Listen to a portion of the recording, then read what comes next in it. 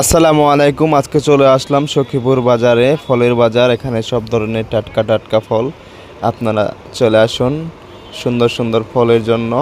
আমিও চলে আসছি, আপনাদেরকে আমি ঘুরিয়ে দেখাবো। এখানে আছে ডাব, নটকা, তারপরে নতুন আম যেগুলা পেকেছে এখন, জাম আছে, ড্রাগন ফল আছে, আনারস আছে, মধুপুরি আনারস, পেয়ারা। আপনারা সব ধরনের ফলই দেখতে পারবেন। চলে আসুন আর দেরি না করে সখীপুর বাজারে ফল কিনতে। ধন্যবাদ সবাইকে, ভিডিও লাস্ট পর্যন্ত দেখে যাবেন।